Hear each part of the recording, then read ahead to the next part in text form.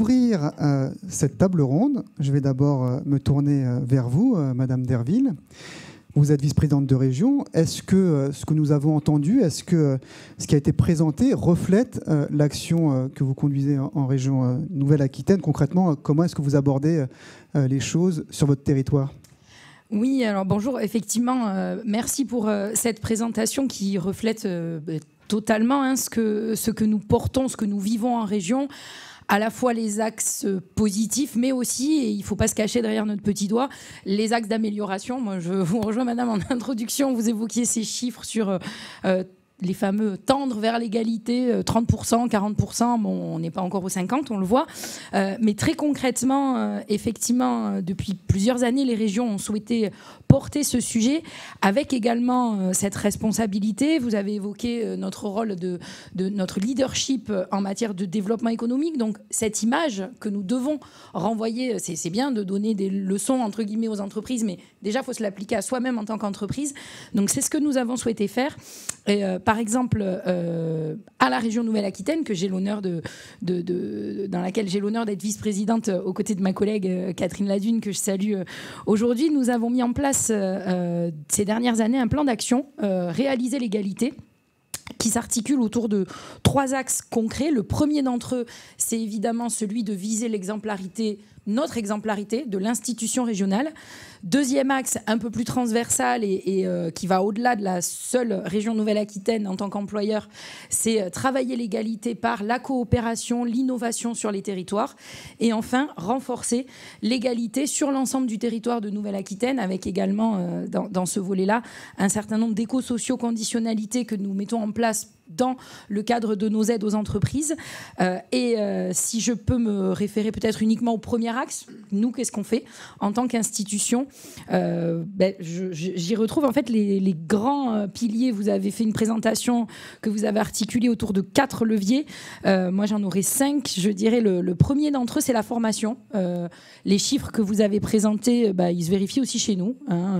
Je crois qu'alors, on est... on ne peut pas qualifier ça d'énorme décrochage, mais l'an dernier, parmi les agents de la région, alors malheureusement tous nos agents ne bénéficient pas tous les ans d'une formation, mais 38% des hommes ont bénéficié d'une formation l'an dernier, seulement 31% des femmes. Il y a quand même 7% d'écart.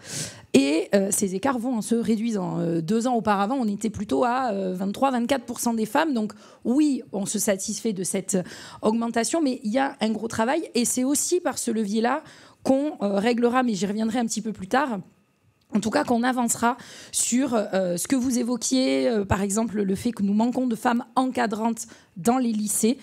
La formation est un levier. Nous avons également mis en place dans l'ensemble de nos services, et vous l'avez dit, c'est pas évident quand on est... Alors, nous concernant, nous avons la chance d'être aussi grande que l'Autriche, en Nouvelle-Aquitaine, mais du coup, 300 lycées répartis sur toute l'Autriche, ça fait des territoires assez difficiles à aller toucher du doigt.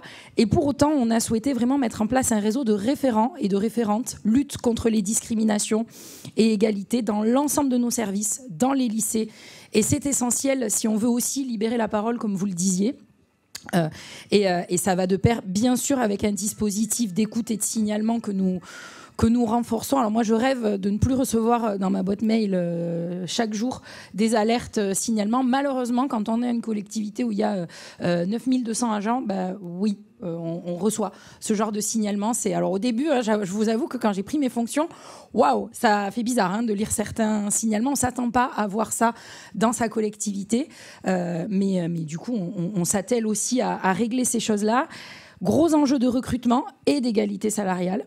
On progresse sur l'égalité salariale, mais on n'est pas encore à 50-50, y compris en région Nouvelle-Aquitaine. Moi, j'ai un certain nombre de points que je suis particulièrement. Par exemple, vous avez évoqué les postes de hauts dirigeants, on va dire, DGS, DGA. Alors aujourd'hui, on est pas mal. On a 8 hommes, 7 femmes. Bon, c'est pas mal. Mais un certain nombre de recrutements stratégiques en cours. On va essayer de surveiller que les choses ne tendent pas dans le mauvais sens, avec également des outils que nous mettons en place et dont nous sommes très fiers. Vous avez évoqué les jurys. Évidemment, la parité dans les jurys, ça semble essentiel. Mais aussi, nous avons mis en place le CV anonyme. Alors, c'est des choses... on en voit les effets positifs, mais on en voit aussi parfois les effets négatifs, parce que qui dit CV anonyme dit on ne sait pas si derrière, c'est un homme ou une femme. Et donc, parfois, on s'est retrouvé avec certains jurys où il y avait que des hommes convoqués en jury, ce qui est assez gênant. Mais on avance quand même sur ce point. Et d'année en année, nous veillons à réduire cet écart. Et ça passe aussi, bien sûr, par l'égal accès aux promotions, parce que on évoquait le déroulement de carrière. Je pense en particulier aux arrêts, aux congés maternité, qui sont souvent une interruption de carrière. Et récemment, nous avons, avec nos représentants du personnel, décidé, je suis assez étonnée d'ailleurs que ça n'ait pas été fait avant, mais j'incite toutes les collectivités à le faire, à lever le frein que représentait le congé maternité n'était pas comptabilisé comme une période d'activité. Donc forcément, une femme qui s'arrête 4-6 mois dans l'année, c'est compliqué de prétendre à une promotion après, puisqu'on considère que non, tu ne peux pas être évalué sur les 6 mois où tu n'as pas été là. Cette chose est désormais levée à la région Nouvelle-Aquitaine, et donc on considère que le congé maternité est une période d'activité. Donc voilà quelques exemples que nous souhaitons mettre en place, mais évidemment, et vous l'avez dit, tout ceci doit continuer à s'évaluer au jour le jour, et c'est notamment l'enjeu du comité de pilotage que nous co-présidons avec Catherine pour évaluer et ajuster ces mesures régulièrement et d'année en année, puisqu'il y a encore un petit peu de chemin à faire.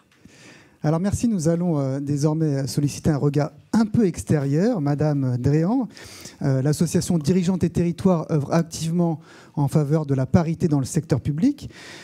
À la lumière de ce que vous avez entendu, est-ce que vous diriez que les régions sont dans la bonne direction ?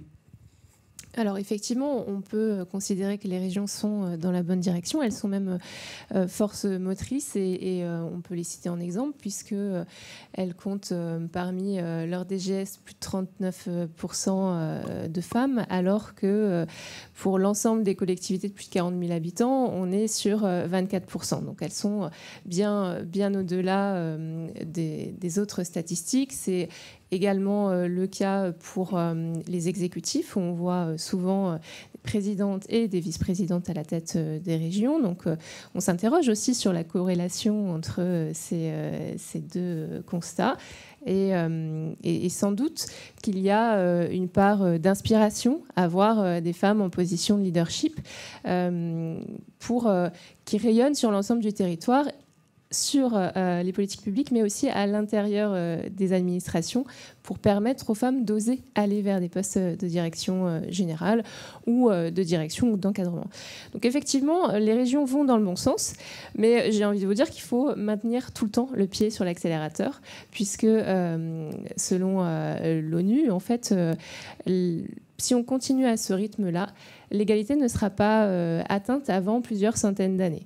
Donc, voilà, le rythme est vraiment trop lent, parce qu'il y a encore beaucoup de freins, et on en parlera sans doute plus tard.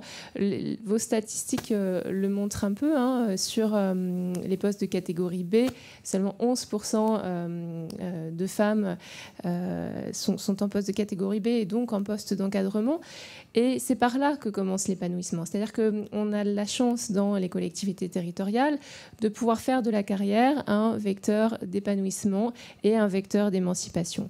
Ce vecteur d'émancipation, il commence dès la catégorie C pour permettre aux femmes, et à tous les agents publics d'ailleurs, de se projeter dans une carrière et dans les ambitions qu'ils et elles ont envie d'avoir.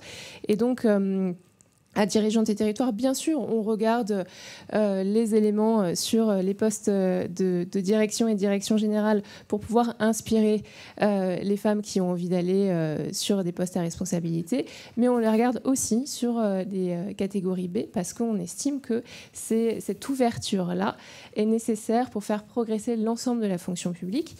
Et donc voilà, donc ce sujet sur levier d'action sur les catégories B va être très important. Vous parliez, vous évoquiez la formation comme levier. Il y a également le réseau, puisque on le voit sur les différentes statistiques.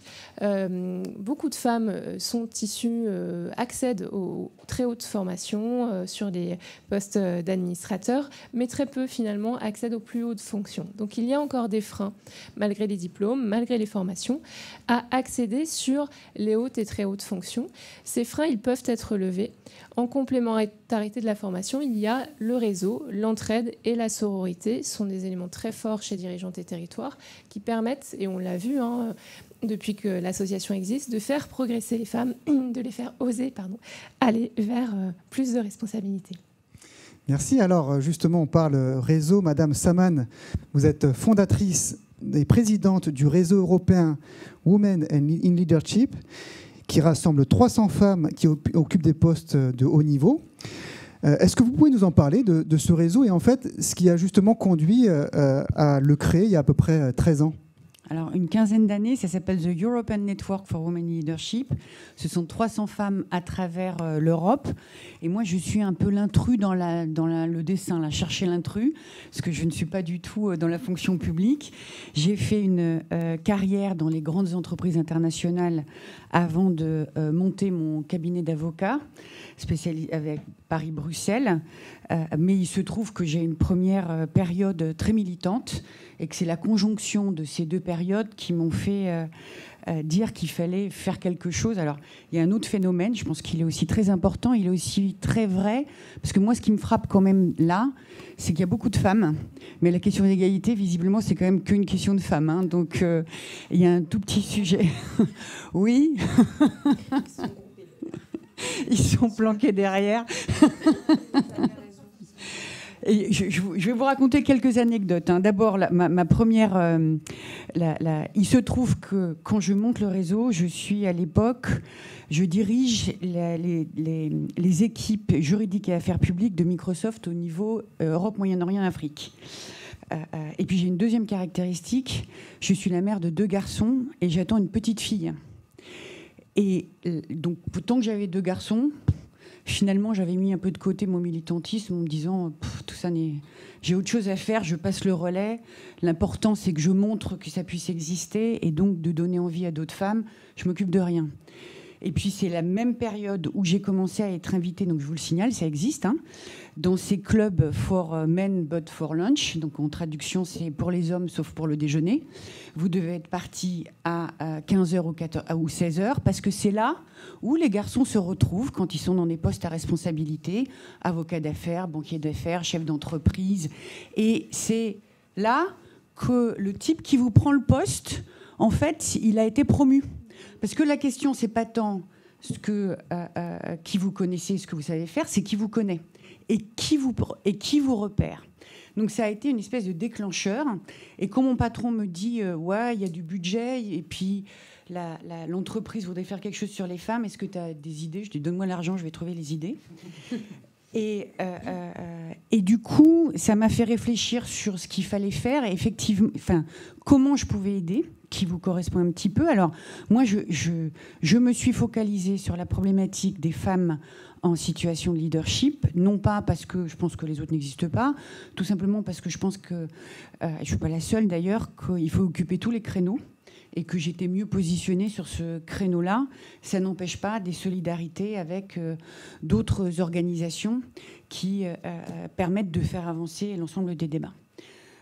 La deuxième chose sur laquelle moi je me suis un peu interpellée, c'est que alors moi je travaille beaucoup dans le numérique, donc dans le numérique on appelle ça la dette technologique, c'est que vous êtes obligé de construire sur les technologies d'avant.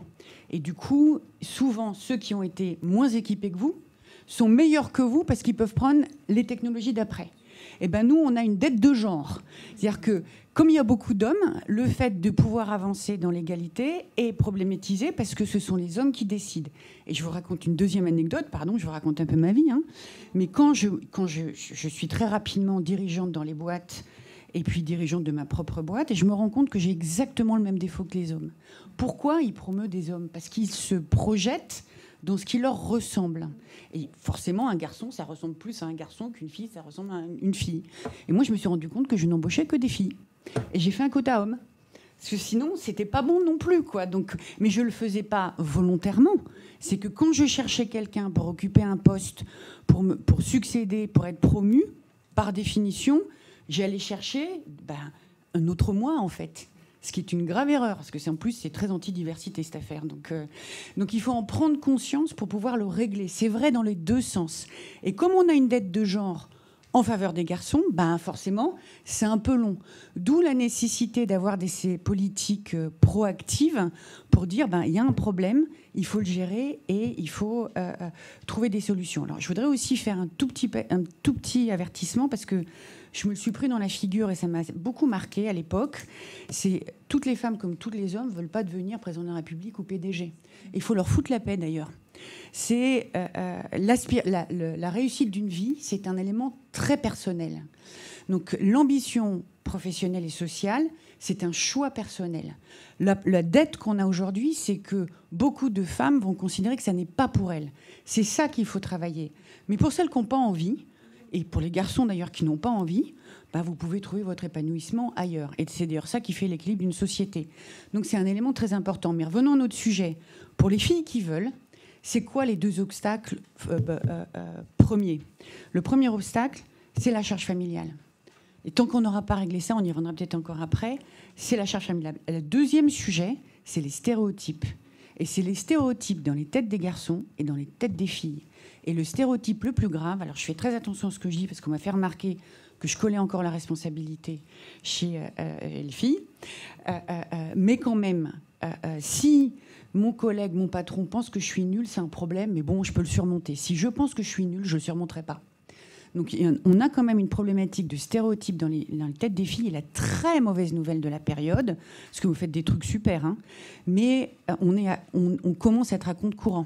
C'est-à-dire que vient d'arriver de l'autre côté de l'Atlantique un immense mouvement de backlash qu'on ne peut pas ignorer et sur lequel il va falloir tenir, et de manière intelligente, et notamment sur la question des stéréotypes, parce que c'est le premier obstacle pour les femmes. Le troisième obstacle, et vous l'avez très très bien dit, c'est la problématique du réseau. Quelqu'un me disait, que vous connaissez certainement, elle s'appelle Laurence Rossignol, quelqu'un me disait que l'axe du pouvoir, il faut assumer qu'on a envie de prendre le pouvoir, c'est l'argent, le temps et le réseau. Et chacun anime l'autre. Sur les postes de direction, à nouveau, c'est mon sujet à moi, c'est que si vous avez de l'argent, vous achetez du temps. Parce que du coup, vous avez la nounou, la femme de ménage, le machin. Puis avec un peu de chance, monsieur gagne un peu moins que vous, donc il veut bien participer un peu plus, parce que c'est quand même un sujet aussi. Si vous avez du temps, vous pouvez aller faire du réseau. Et si vous avez du réseau, vous allez gagner de l'argent pour pouvoir animer tous vos éléments, etc. etc. Donc c'est sur ces éléments-là qu'il faut pouvoir travailler. Et sur les femmes ambitieuses, ce que vous disiez très très bien, moi je vais le dire avec d'autres mots parce que je l'ai identifié il y a très longtemps, les femmes qui réussissent sont souvent des femmes qui réussissent par l'expertise. Et elles sont en train de... Elles montent jusqu'à 35-40 ans. Puis à 35-40 ans, la problématique de l'expertise ne suffit plus. C'est comment vous devenez chef. Vous mettez votre expertise comme un élément qui va vous construire dans votre capacité de leadership, mais ça ne suffit plus. Et qu'est-ce qui vous manque à ce moment-là ? C'est les gens qui vous ont repéré pour vous donner le poste d'après, parce que vous êtes des filles, donc vous vous collez souvent dans le désir de l'autre. Ce n'est pas vous qui décidez ce que vous voulez faire. C'est l'autre qui va vous choisir.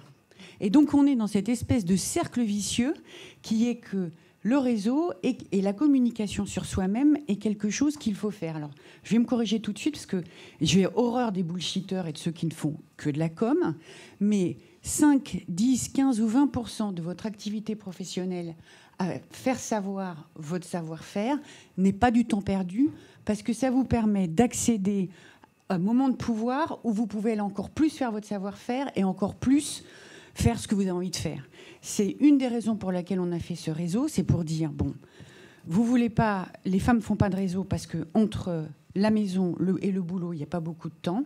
Donc, créons quelque chose au prétexte professionnel. Donc, on ne fait pas de réseau comme les No Women But For Lunch, pas de femmes, mais un réseau où elles ont un prétexte pour dire qu'elles apprennent quelque chose. Donc, on a fait un réseau où, à chaque fois, il y a des formations, intervenants, discussions qu'aucun leader ne peut ignorer. Le financement de l'économie, la géopolitique, les questions de management, la problématique énergétique, pas des sujets de filles, en fait. Parce que les femmes, à ce niveau-là, elles ont envie de dire « c'est pas pour moi. Moi, je suis déjà là, c'est pas pour moi. » Mais elles ont envie de transmettre. Donc, c'est bien prendre des sujets de leadership et c'est quelque chose qui va te permettre d'aller dans le truc de plus loin. La sororité. Plutôt que d'aller chercher un collaborateur, enfin, de promouvoir quelqu'un, de trouver un partenaire ou de trouver un fournisseur dans le réseau des mecs, j'ai les filles qui sont là, donc c'est aussi ça. Et puis un troisième sujet qui pour nous est très très important, la projection. Parce que on sait bien que 90% des filles se projettent dans 10% des métiers ou de la possibilité qu'elles puissent avoir. La projection de femmes en situation de pouvoir dans la diversité des postes de pouvoir. On n'a pas tout envie d'être Christine Lagarde ou Hillary Clinton, encore que. Mais il y a toute une série, il y a un éventail de réussites professionnelles intéressantes qu'il faut pouvoir projeter en disant mais c'est là en fait. Alors la deuxième condition qu'on a dans le réseau, il faut que ce soit des femmes de bonne humeur. Non mais si c'est pour projeter des filles qui se plaignent en disant que c'est horrible et que la vie est quand même très difficile, ça sert à rien. Et en fait c'est pas vrai. Ça c'est ce que les schémas stéréotypés veulent nous renvoyer. À nouveau, dernière anecdote, puis après j'en la parole. On me demande un jour de venir participer à une émission de Canal+ sur la culpabilité des femmes qui travaillent. Je veux bien en discuter. Hein. Et je dis à la journaliste, moi je veux bien parler de la difficulté des femmes qui travaillent, mais pas de la culpabilité, parce que j'en ai aucune. Stéréotype, culpabilité, je fais pas mon job de mère, blablabla. Donc je ferai pas. Une demi-heure de discussion. Une demi-heure de discussion. Alors je reconnais que j'ai été bête. J'aurais dû lui dire oui et dire ce que j'avais envie de dire. Parce que je lui ai dit non, je ne parlerai pas de ma culpabilité, et du coup elle m'a pas prise. Donc elle a pris une autre, une moins bonne, qui est allée dire que c'était vraiment horrible quand on était mère, on était déchirés entre... C'est pas vrai, on n'est pas déchirés. On est super contente de pouvoir sortir de la vie familiale, et du coup on est très content d'y revenir aussi. Donc il faut arrêter avec ça. Il n'y a pas de culpabilité à faire autre chose que de s'occuper de ces gamins. Et si ces messieurs voulaient bien prendre un peu leur place, ça nous rendrait bien service aussi. Alors justement, donc charge familiale, stéréotypes, réseau d'aide de genre, des freins là, qui ont été identifiés par Madame Saman. Madame Dréan, est-ce que vous partagez cette analyse comment voudriez-vous réagir sur ces différents obstacles, et selon vous, quels sont les leviers qui pourraient nous permettre de les lever ? Tout d'abord, merci pour ce partage qui était honnête et vraiment illustrant de ce que l'on vit en tant que femme dirigeante, et on le croise aussi à Dirigeantes et Territoires. Vous parliez tout à l'heure d'avoir l'excuse de faire réseau. Ça, c'est encore vrai. Lorsque j'anime des rencontres territoriales, j'entends beaucoup des adhérentes et qui sont mes collègues dire mais moi, je demande l'autorisation pour venir aux rencontres, pour venir aux colloques, et parfois, mon organisation, pilotée par un homme, me dit mais c'est du congé, tu prends un congé parce que c'est pas du travail. Sauf que faire réseau, quand on est une femme, autant que faire réseau quand on est un homme, ça fait partie du travail, ça fait partie de la carrière, et ça amène des sources d'inspiration, des solutions parfois, parce qu'il y a des échanges qui se créent sur nos problématiques, y compris sur nos dossiers que l'on pilote dans nos organisations. Donc ça, c'est un élément sur lequel je vous rejoins totalement. L'excuse de la formation pour faire réseau, en fait, c'est quelque chose qu'il faut lever. Et il y a des freins, vous en parliez, il y a des freins internes qui sont liés à la représentation que la femme a d'elle-même et sa capacité à agir et à oser prendre des postes à responsabilité. Puis il y a des freins externes qui tiennent à l'organisation. Sur les freins internes, nous, ce qu'on fait à Dirigeantes et Territoires, c'est qu'on essaye on y arrive d'ailleurs, à être source d'inspiration pour les collègues de la fonction publique. Pour ça, on a mis plusieurs choses en place. L'inspiration qui va se faire dans un cadre assez restreint via le marrainage. Dirigeantes et Territoires a déjà créé plus de 60 binômes de marraines et filleules. Alors c'est, pour le coup, on assume exclusivement féminin, même si par ailleurs l'association est ouverte aux hommes et la place des hommes dans l'association et dans le sujet de l'égalité reste à faire pour qu'ils nous accompagnent sur ces questions-là. Pour autant, sur le marrainage, on a souhaité en fait n'avoir que des femmes qui éclairent d'autres femmes en situation de leadership ou qui souhaitent se faire accompagner à un moment donné de leur carrière, puisque ça permet de poser des anecdotes qui témoignent de craintes, de freins, de difficultés à avancer sur tel ou tel sujet. Donc ça nous paraissait très important. De manière plus large, on a aussi plus de 9000 sympathisants sur nos réseaux et notamment sur LinkedIn. Et on publie de manière mensuelle des portraits de dirigeantes. Alors des portraits assez ouverts, hein. Ce sont des dirigeantes territoriales, mais on a aussi des dirigeants territoriaux pour pouvoir inspirer les femmes qui souhaiteraient avoir envie d'aller sur des postes à responsabilité et pour montrer qu'en fait une carrière, ça peut aussi ne pas être linéaire. On peut avoir effectivement des arrêts, des allers-retours et que c'est pas une ascension permanente, mais que c'est je le disais tout à l'heure, un vecteur souvent d'épanouissement, même s'il y a des fois où on s'arrête pour parfois mieux recommencer ou se diriger vers autre chose.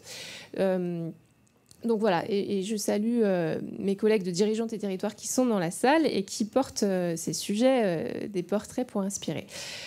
Sur les freins externes, qui sont les freins organisationnels, qui sont propres à nos collectivités territoriales, vous en parliez tout à l'heure très bien en effet miroir, ce sont les biais de recrutement. Effectivement, quand on est recruteur, on a tendance à aller chercher l'équivalent de ce qu'on pense être le meilleur de soi-même. C'est pas toujours le cas, c'est pas toujours ce qui fait la réussite d'un recrutement. Donc ça va être important de former les recruteurs sur des jurys effectivement paritaires, former les recruteurs aussi à leur biais cognitif, parce que le biais cognitif de représentation où il y a un mot qui me fait sourire parce qu'il est assez dur, qui s'appelle l'incongruence stéréotypique. Donc on n'attend pas d'une femme qu'elle soit à des niveaux de responsabilité ou qu'elle ait du punch parce qu'on attend d'une femme qu'elle soit, je suis dans la caricature, mais malheureusement ça arrive encore, qu'elle soit plutôt douce, docile. Et bien ces sujets-là, il faut savoir qu'on a ces biais cognitifs-là pour pouvoir les dépasser. Donc dépasser ces biais cognitifs quand on est recruteur et également imposer que les shortlists soient paritaires. Vous le disiez, hein, les CV anonymes, c'est bien, mais il y a aussi quelques défauts. Peut-être ne pas aller sur des CV anonymes, mais assumer qu'effectivement, on a des biais cognitifs déjà à la lecture d'un CV pour pouvoir s'imposer des shortlists qui soient totalement paritaires. Et puis également sur Dirigeantes et Territoires intervient dans les différents réseaux. Nous avons rencontré les ministres qui se sont succédés de la fonction publique pour pouvoir influencer les différentes réformes et puis faire progresser notamment les différents index. Sur l'index égalité, on parle des 10 plus hautes rémunérations. Alors effectivement, ça peut donner des bons points à la collectivité. Pour autant, avoir autant de femmes que d'hommes dans les 10 plus hautes rémunérations ne dit rien de l'écart de rémunération qu'il va y avoir entre les hommes et les femmes sur ces hautes rémunérations.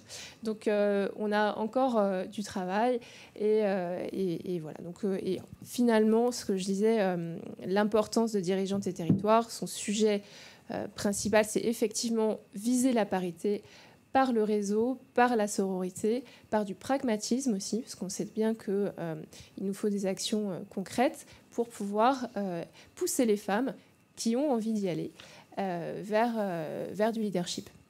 Alors, on le voit, le partage d'expérience est essentiel, à la fois pour montrer l'exemple, mais aussi pour montrer quelques aberrations. Sandrine Derville, vous avez une longue expérience dans le privé, vous avez travaillé chez Capgemini.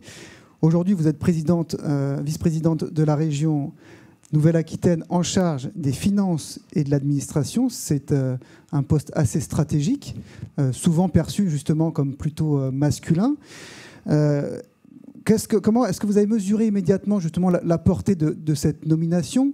Est-ce que vous avez ressenti un poids plus important en termes d'exemplarité que pourrait l'avoir un homme nommé à cette fonction? Alors, pour répondre à votre question par la fin, au début, au moment de ma nomination, non. Enfin, l'idée de me dire est-ce que parce que je suis une femme, j'ai une responsabilité plus importante qu'un homme, non. Alors effectivement, le poids de la responsabilité, de la délégation aux finances et à l'administration, oui, mais j'avoue, je dois reconnaître que je me suis pas dit oh là là, en plus je suis une femme, il faut que je sois meilleure qu'un homme. Par contre, c'est malheureusement un petit peu venu au gré du mandat et vous l'avez dit, j'ai pu m'appuyer quand même sur cette expérience dans le privé, au moins pour lever un des freins que vous avez évoqués toutes les deux, c'est-à-dire celui de la représentation qu'on se fait et de oser. Vu que j'avais eu ces expériences et ces responsabilités, des responsabilités dans ma carrière dans le privé que vous avez évoquées, peut-être que ce frein-là, je l'ai levé immédiatement, mais c'est vrai qu'on mesure quand même assez vite la portée de cette responsabilité. Alors j'ai la chance d'être dans une région où mon président m'a fait confiance tout de suite et vraiment, c'est-à-dire je me retrouve pas comme dans certaines structures où dès que ça devient important, il nous faut un chaperon et il faut un homme pour quand même vérifier que les décisions elles sont bien. Non, franchement, là-dessus j'ai absolument pas à me plaindre. En revanche, on ne va pas non plus voir les choses trop positivement. Il y a quand même encore des freins et des difficultés. Vous l'avez dit, oui, j'ai la chance d'avoir cette délégation importante et dans laquelle je m'épanouis totalement dans ma collectivité. Après, quand on franchit un certain niveau et quand on se retrouve, on va dire, quand les choses deviennent extrêmement sérieuses, on a quand même une fâcheuse tendance dans ce pays à envoyer des hommes. Vous l'avez dit, je suis vice-présidente aux finances et à l'administration. Sur le volet administration, on prend régulièrement mon avis.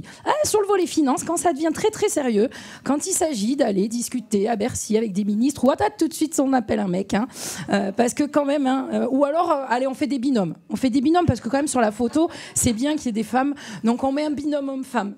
Franchement, qui n'a jamais vécu ça dans sa vie? Moi, il y a récemment un truc qui m'a quand même vraiment agacé. Vous savez, il y a quelques semaines, on a eu le défilé là, des partis politiques, des groupes parlementaires qui sont allés rencontrer le Premier ministre, le ministre de l'économie et des finances.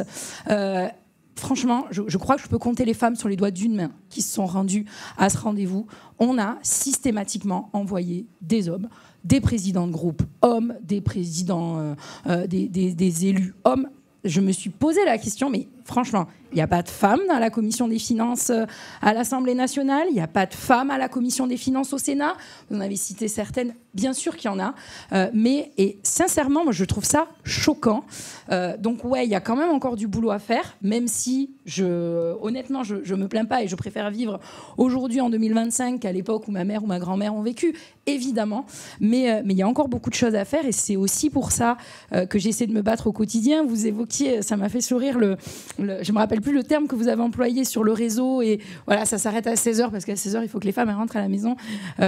Franchement, on le vit dans beaucoup de collectivités, les arbitrages du soir, là, la fameuse réunion de 19h30, 20h autour d'un verre de vin ou d'un verre d'Armagnac. Et ouais, il faut y être. Alors, en plus, voilà, on se dit, oh là là, une femme, t'es sûre tu bois de l'Armagnac? Oui, allez-y, servez-moi. Non, c'est un vrai sujet. On avance petit à petit. J'avoue que je me suis pas mal battue dans ma collectivité pour arrêter ces réunions-là. Enfin, on a des dirigeantes, je vous disais tout à l'heure, 8 hommes, 7 femmes. Franchement, et même les hommes. Moi, j'avais un DGA Finance. Alors, il est allé à d'autres responsabilités, mais il était le premier à me dire, sincèrement, les réunions à 20h dans le bureau du président, mais ça me gonfle. J'ai des enfants aussi. Donc, évoluons dans ce sens-là, parce qu'en plus, à 20h, en général, on n'est pas très, très bon, sincèrement. Mais ce poids du réseau, le côté, allez, c'est bon, les femmes sont rentrées, réunissons-nous et parlons de choses sérieuses, c'est assez insupportable. Il y a des avancées, mais il faut vraiment qu'on continue là-dessus. Et ça, pour le coup, c'est quelque chose que j'ai beaucoup moins vécu dans le privé quand même. Mais bon, ça doit exister aussi dans le privé. Justement, donc on a effectivement, l'étude a souligné les avancées dans les régions, mais aussi, on l'évoque là, les différentes contraintes et les obstacles. Est-ce que, Madame Saman, le secteur public peut s'inspirer du secteur privé, comme l'a évoqué Madame Montero aussi tout à l'heure? Et vice-versa, hein. Alors moi, je vais vous donner quelques éléments de réflexion. Et Capgemini, c'est un des partenaires du réseau, hein. Mais on a vu des filles en souffrance quand même, parce que dans la genre culture viriliste, c'est quand même pas mal. D'abord, je voudrais quand même souligner, je suis d'accord avec vous, il faut quand même souligner d'abord qu'on se bat, alors on se battait jusqu'à présent, sur du si, pas sur du comment, pas sur du si. Et on a quand même effectivement fait le progrès sur ces questions-là depuis un siècle. Il faut quand même le souligner, parce que faut pas... La plainte et les pleurs, c'est pas. Enfin, je pense qu'il faut quand même pas. Faut pas en abuser, quoi. Il faut même essayer de les évacuer. D'ailleurs, ça marchera pas. On va maintenant vivre sur le. On va revenir sur le si. Moi, aux personnes aux femmes qui me disaient oui, mais en fait, tu vois bien qu'ils disent, mais en fait, c'est pas vrai, que c'est que l'image. Déjà, sois bien contente qu'on t'explique pas que tu sois pas légitime et qu'on soit obligé de se justifier du fait que tu sois pas dans la délégation. Parce qu'on va certainement revenir dans une période où on va expliquer que, clairement, c'est pas notre place. Donc, c'est cette position-là qu'il va déjà falloir tenir. La deuxième chose que je voudrais dire, parce que quand même ça m'intéresse... D'abord, alors, on n'envoie pas les femmes dans les sujets prestigieux, mais on les envoie gérer les causes perdues quand même, hein. Donc, parce qu'on pense qu'elles vont, soit les personnes ne veulent y aller, soit elles vont pouvoir s'y débrouiller. Je ne citerai personne, mais vous voyez bien les exemples qu'on peut avoir.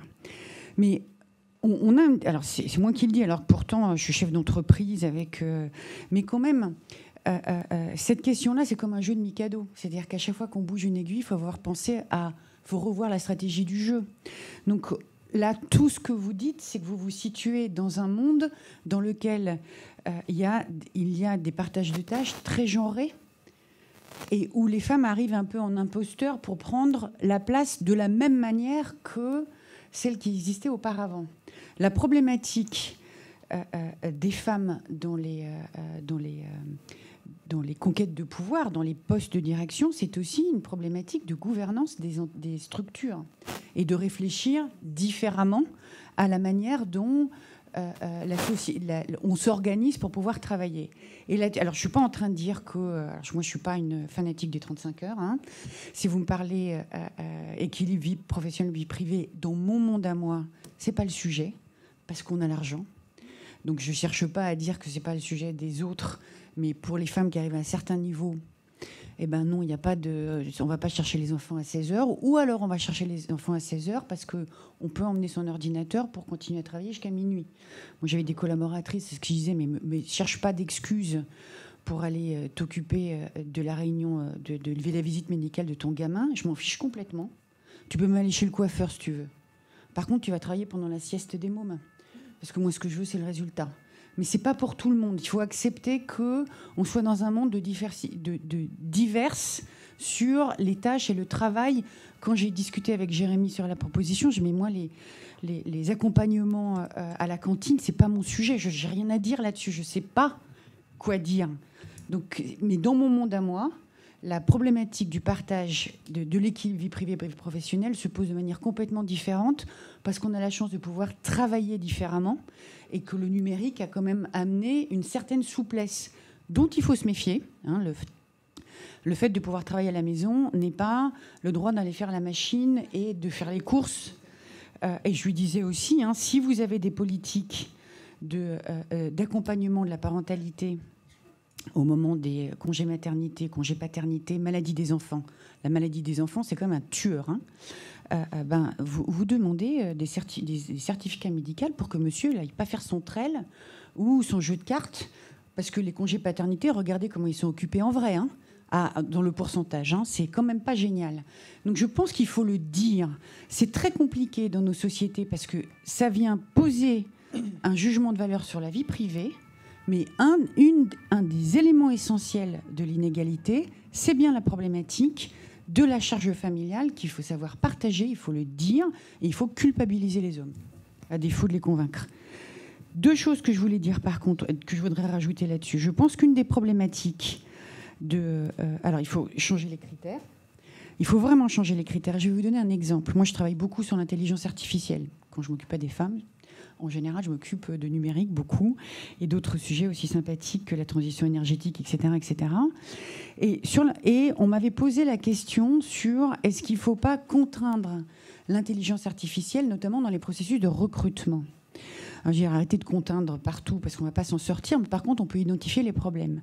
Et on s'est rendu compte que dans les recherches de talent avec l'intelligence artificielle, il y avait un critère qui était le critère de la vitesse de réponse à une annonce pour un job de direction ou pas de direction. Et que ce critère de recrutement était mortel pour les femmes parce que les garçons y répondaient tout de suite en pensant qu'ils étaient forcément compétents et que les femmes, elles prenaient quelques jours pour réfléchir. Donc en fait, si votre critère, c'est d'avoir un fou furieux qui fonce, c'est le bon critère. Si vous voulez un critère de quelqu'un qui pense et qui réfléchit, c'est le mauvais critère. Donc il faut changer le critère en fait. Ça ne vous donne pas un critère de motivation. C'est une fausse...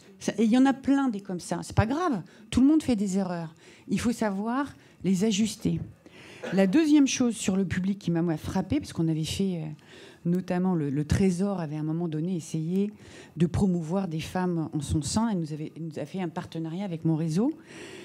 On en fait des super rencontres. Et puis, on avait été complètement hallucinés parce que moi, j'étais sur le stéréotype que c'était mieux dans le public que dans le privé parce qu'il n'y avait pas une obligation de productivité comme il pouvait y avoir dans le public. Tombé un peu de haut.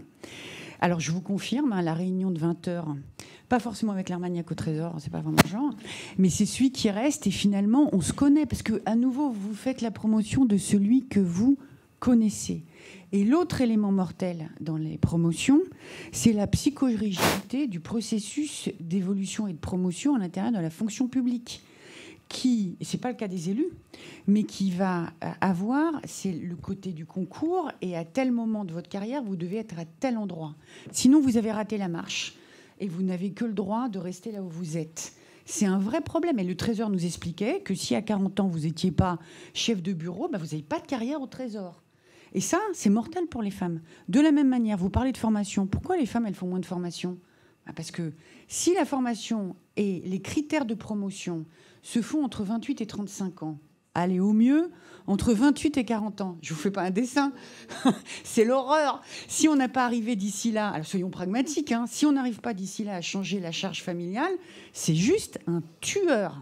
Donc nous, dans notre réseau, on a un programme de talent dont on n'a pas fait de limite d'âge. Et me disait une spécialiste du sujet avec qui j'avais beaucoup parlé, il disait, mais en fait, une femme qui n'a pas explosé dans sa carrière à 40 ans, ça ne veut rien dire. Un garçon, c'est plus compliqué, parce qu'il n'a pas eu les mêmes obstacles. Mais une femme qui n'a pas... Ça ne veut absolument rien dire. En fait, si les employeurs étaient intelligents, ils prendraient les femmes de 50 ans. Elles ont fini la famille. Le potentiel peut s'exprimer. Donc, mesdames, il faut promouvoir cette idée-là. Donc, et par ailleurs, et si vous regardez, moi, dans mon réseau, quand je regarde les carrières des femmes, alors vous avez des carrières de femmes qui ressemblent beaucoup à celles des hommes. Elles ont fait Centrale, Polytechnique, Normal Sup, je sais pas quoi, puis elles sont exactement dans les mêmes parcours. Mais vous en avez beaucoup qui ont des carrières complètement tordues. Je donnais l'exemple d'une de mes amies que vous avez peut-être entendu parler, qui s'appelle Viviane Chen-Ribeiro, qui a dirigé plusieurs entreprises du numérique, qui a été à la direction du MEDEF. À 25 ans, elle était mère de famille à la maison. Et puis, elle a décidé qu'elle en avait ras-le-bol. Et elle a repris ses études. Et elle est arrivée au top de la carrière qu'on puisse avoir. Et c'est cette expérience-là qui lui a donné une intelligence des situations qui fait qu'elle n'est jamais déstabilisée dans les crises parce qu'elle a vu beaucoup de choses et qu'elle vient d'ailleurs. Une autre, qui est une des grandes chefs en private equity, elle a fait des études de philosophie pour être prof, avant de se reformer et se dire que là, elles sont venues un peu et qu'elle allait changer de parcours. Et, alors, je vous raconte même pas mon parcours, parce que alors, il est carrément biscornu, mais cette psychorigidité de l'échelle de la promotion est probablement quelque chose sur lequel il faut revenir pour permettre, en fait, d'identifier des talents qui ne sont pas en ligne droite. Le talent en ligne droite, dans les périodes de crise, c'est une catastrophe. Alors, nous allons aborder la partie conclusive de notre table ronde.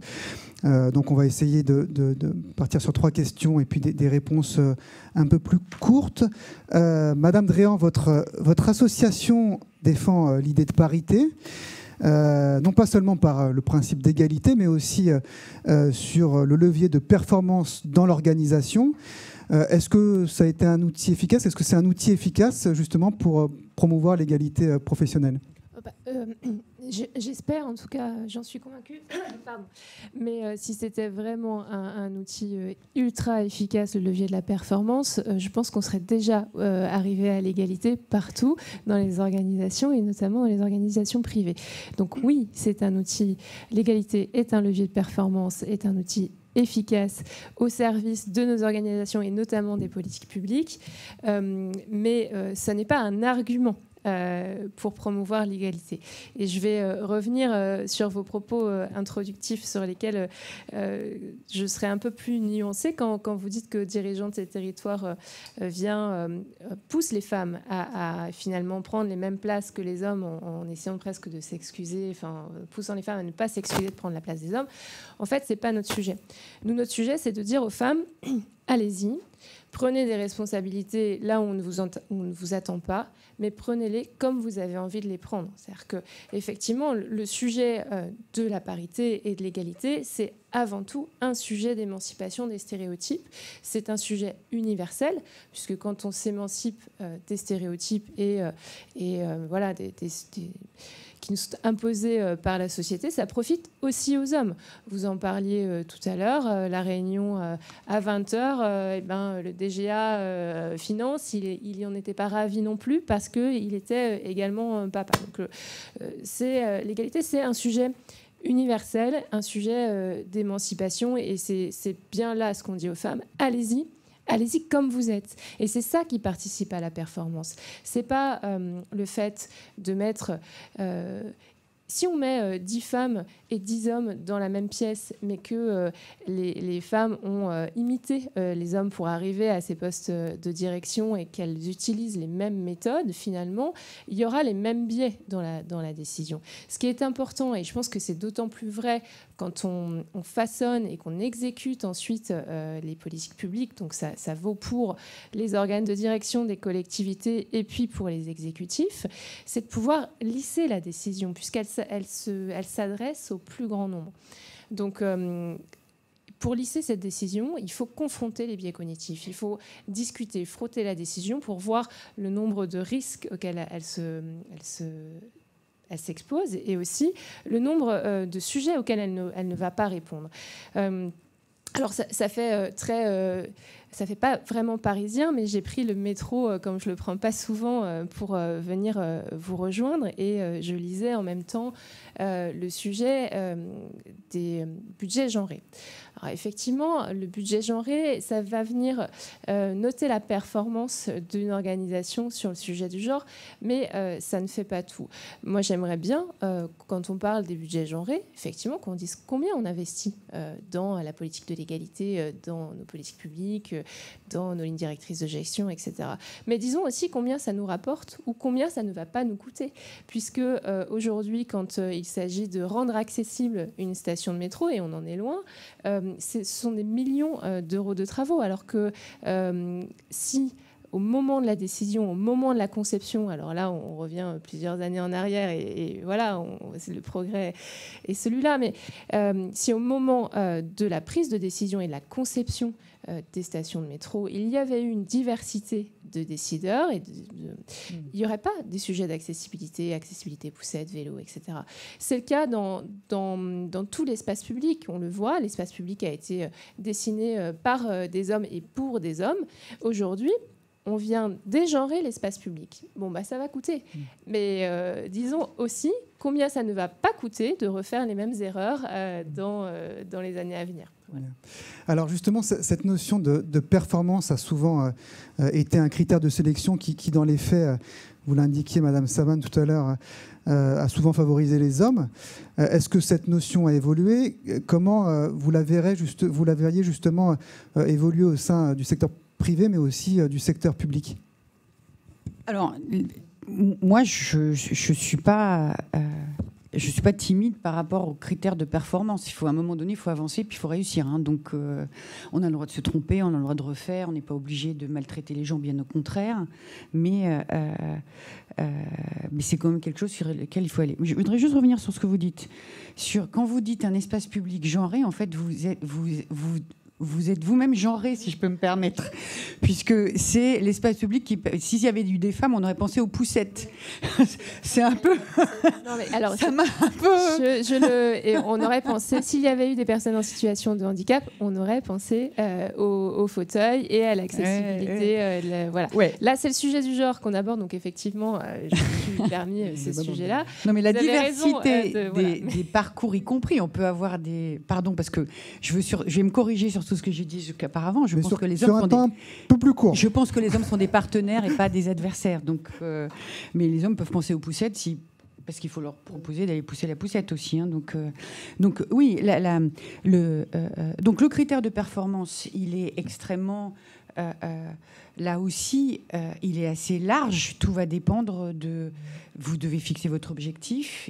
Vous pouvez changer votre objectif.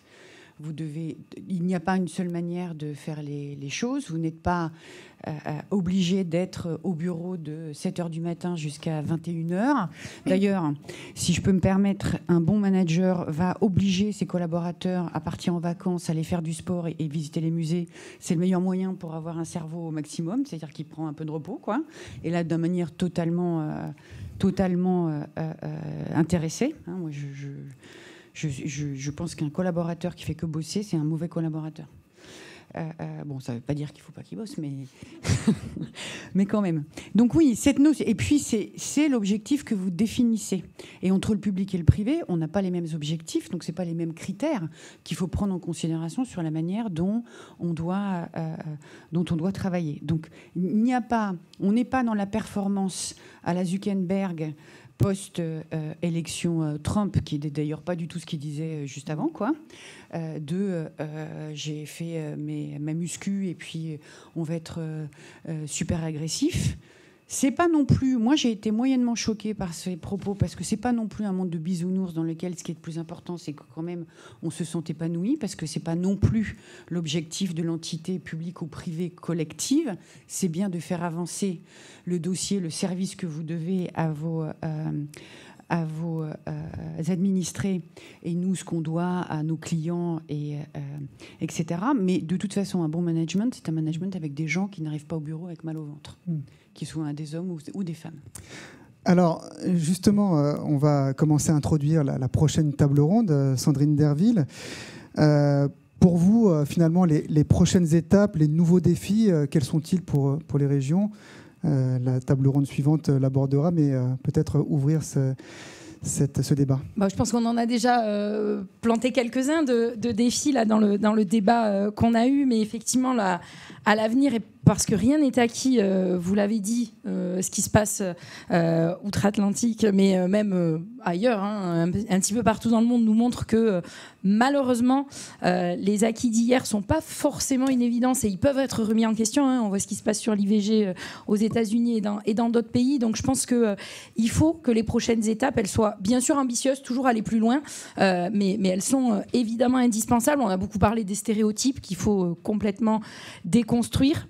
Le chiffre, je reviens à ce premier chiffre que vous avez présenté sur la part d'encadrantes dans les lycées, par exemple, en ce qui concerne les régions.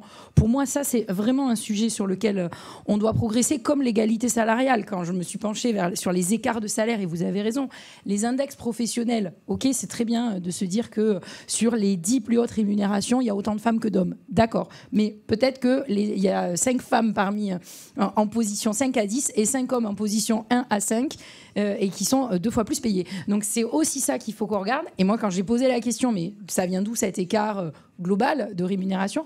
Ah, mais tu comprends, les femmes, elles se sont arrêtées, donc elles ont moins vite progressé que les hommes. Aidons-les à progresser aussi vite.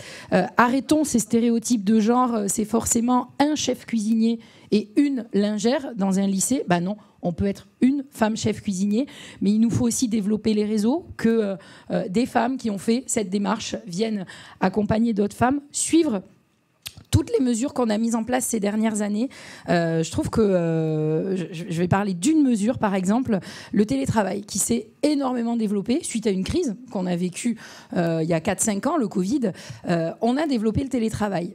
C'est une demande de beaucoup de nos agents. Moi, j'en suis ravie. Il faut aussi s'interroger sur les effets, parfois pervers, de cette mesure. Alors, ça permet évidemment aux femmes de concilier vie professionnelle et vie personnelle, mais derrière, moi, je suis quand même interpellée quand je regarde les chiffres dans ma collectivité. Il y a beaucoup plus de femmes que d'hommes qui ont recours au télétravail. Alors, je vous parle même pas du temps partiel, hein. Je crois que 85% des agents à temps partiel à la région Nouvelle-Aquitaine, c'est des femmes. Ça veut dire quoi, en gros? Ça veut dire que le mercredi, c'est forcément les femmes qui prennent leur mercredi pour aller s'occuper des enfants. Donc, il faut qu'on mesure les effets pervers de tout cela et qu'on essaie aussi d'acquérir de nouvelles conquêtes. Alors, pas forcément par la contrainte. Moi, je suis d'accord avec vous. Je ne suis pas sûre qu'en mettant de la contrainte partout, ça fasse avancer un certain nombre de causes. Mais sur la base du volontarisme, moi, je vais prendre un exemple. Récemment, là, il y a un peu plus d'1 an, nous avons mis en place le congé menstruel à la région Nouvelle-Aquitaine. Alors, au départ, je me disais, oula, je ne veux pas que ça fasse non plus l'effet inverse et que ça vienne ensuite être un effet de repoussoir ou autre. Alors, on est sur une démarche volontaire, donc c'est nous qui décidons de le mettre en place. Je ne vois pas pourquoi on irait ensuite renoncer à recruter des femmes parce que... on se heurte aussi à une réalité toute simple, c'est que tous les services préfectoraux, aujourd'hui, viennent nous dire « Bah non, vous avez mis ça en place. » Alors attention, hein, je ne suis pas en train de dire que j'offre des congés gratos à mes agents. C'est maximum 2 jours par mois, sur avis médical, avec un certificat médical qui justifie que la personne souffre d'endométriose ou de règles incapacitantes. Eh ben non. Moi, les services préfectoraux me disent non, c'est pas bien, il faut pas. Laissez-nous innover. Je ne dis pas imposez-le à toutes les entreprises. Peut-être que la marche est trop grande, mais laissez-nous innover. Et peut-être que l'expérience d'un certain nombre d'entreprises et de collectivités peut ensuite casser, là aussi, ce genre de stéréotypes. En tout cas, c'est notre position à nous, au niveau des régions. Je pense qu'on ne perd jamais à faire progresser l'égalité et à préserver la santé de nos agents. Et sur ce dernier point, je pense que c'est un enjeu essentiel de santé de nos agents, bien au-delà des stéréotypes qu'on entend parfois trop sur ce sujet. Eh bien, mesdames, merci beaucoup pour ce débat qui aurait pu durer encore peut-être 1 heure supplémentaire.